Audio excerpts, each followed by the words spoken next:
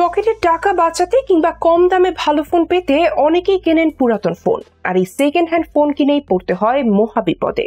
এমনকি থানা পুলিশের ঝামেলাতেও জড়িয়ে পড়তে হয় এসব পুরাতন ফোন কিনে। তবে এই বিপদের হাত থেকে বাঁচার জন্য রয়েছে একাধিক কৌশল। চলুন তাহলে জেনে নেওয়া যাক কিভাবে বুঝবেন আপনার কেনা ফোনটি চুরির কিনা। সেই সাথে জানবো পুরাতন ফোন কেনার আগে কোন কোন বিষয় দেখতে হয়। স্মার্টফোন এখন আমাদের দৈনন্দিন জীবনের নিত্য সঙ্গী। একই সঙ্গে ফোনের ক্ষমতাও দিন দিন বাড়ার পাশাপাশি নতুন প্রযুক্তি যুক্ত হচ্ছে। ফলে ফোনেই ব্যক্তিগত কাজের পাশাপাশি প্রাতিষ্ঠানিক বিভিন্ন কাজ করার সুযোগ মিলে থাকে। ভালো কনফিগারেশনের ফোনের দাম বেশি হওয়ায় অনেকেই পুরনো ফোন কিনে থাকেন। অনেকেই আছেন যাদের শখ নতুন মডেলের ফোন ব্যবহার করা। এ কারণে কিছুদিন পর পর অনেকেই ফোন বদলে ফেলেন।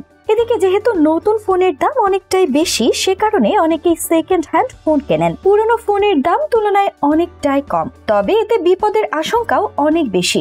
যদি সেটা হয় চোরাই ফোন, তাহলে অনেক সমস্যায় পড়তে পারেন। এক্ষেত্রে পরিচিত ব্যক্তির কাছ থেকে ব্যবহৃত ফোন কিনতে পারেন। যদি কোনো দোকান বা অপরিচিত ব্যক্তি থেকে পুরনো স্মার্টফোন কিনতে চান, তাহলে আগেই পরখ করে নিন সেটি চোরাই কিনা। আপনি না জেনে চোরাই ফোন ব্যবহার করে বিভিন্ন সমস্যায় পড়তে পারেন, কারণ যে ব্যক্তির ফোন চুরি করা হয়েছে তিনি নিশ্চয়ই থানায় অভিযোগ দায়ের করবেন। এরপর তদন্তের পর আপনি অভিযুক্ত হতে পারেন। এছাড়াও রয়েছে আরো অনেক সমস্যা। এদিকে পুলিশের ঝামেলা এড়াতে চোরাই কারবারিরা অনেক ক্ষেত্রে ফোনের IMEI নাম্বার পাল্টে দেয়, ফলে পুলিশের ট্র্যাক করতে অসুবিধা হয়। এজন্য একাধিক সফটওয়্যারের সাহায্য নেয় চোরাই কারবারিরা। তাই কোনো পুরনো ফোন কেনার আগে অবশ্যই দেখা দরকার আপনার ফোনটি চোরাই কিনা। এজন্য ফোন কেনার আগে সেটির IMEI নাম্বার যাচাই করে নিন। IMEI নম্বরে যদি এমন কিছু তথ্য থাকে যা স্মার্টফোন মডেলের সঙ্গে সামঞ্জস্যপূর্ণ নয়, তাহলে বুঝতে হবে আপনি যে ফোনটি কিনেছেন সেই ফোনটি চোরাই। জেনে নিন কিভাবে ফোনের IMEI নাম্বার যাচাই করবেন। প্রথমে ফোনের IMEI নাম্বার পরীক্ষা করতে IMEI ইনফো নামের ওয়েবসাইটে লগ ইন করুন। আপনি যে পুরনো ফোনটি কিনতে চাইছেন সেই ফোনের IMEI নাম্বারটি সেখানে দিন এবং সার্চ করুন। সার্চ দেওয়ার পরই আপনার কাঙ্ক্ষিত ফোনের বিস্তারিত তথ্য বেরিয়ে এসেছে। এর মধ্যে থাকবে ফোনের মডেল, তৈরির দিন এবং ফোন সংক্রান্ত যাবতীয় তথ্য।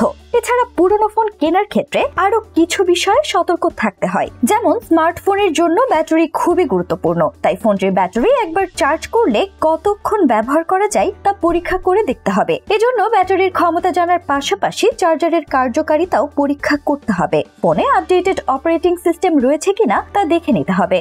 এমনকি পরবর্তীকালে কয়টি আপডেট পাওয়া যাবে তাও জানতে হবে, কারণ আপডেটেড অপারেটিং সিস্টেম না থাকলে ফোন ধীর গতির হতে পারে এবং নিরাপত্তা ত্রুটিরও শঙ্কা থাকে। এর বাইরে ফোনের বিভিন্ন অ্যাপ, ইন্টারনেট ও ক্যামেরা দ্রুত ব্যবহার করা যাচ্ছে কিনা তা পরীক্ষা করে নিতে হবে। ফলে ফোন ধীর গতির হলে বা ত্রুটি থাকলে তা বোঝা যাবে। ফোনের ধারণ ক্ষমতা কত তা জেনে নিতে হবে। কাঙ্ক্ষিত ধারণ ক্ষমতা না থাকলে ফোন কেনা থেকে বিরত থাকতে হবে। আর হ্যাঁ, পুরনো ফোন কেনার আগে বিক্রেতার পরিচয় সম্পর্কে ভালোভাবে খোঁজ খবর নিতে হবে। ফোনটি তিনি নিজে ব্যবহার করতেন কিনা নাকি অন্য কারো ফোন বিক্রি করছেন তা অবশ্যই জানতে হবে। সমস্যা সমাধানে পরিচিত ব্যক্তি বা প্রতিষ্ঠানের কাছ থেকে ফোন কিনতে হবে। ফোনের সব কাগজপত্র রয়েছে কিনা তা জানার পাশাপাশি সেগুলো সংগ্রহ করতে হবে। ছোট ছোট এসব বিষয় দেখে শুনে কিনলে পুরাতন ফোন কিনেও ব্যবহার করতে পারবেন অনেক দিন।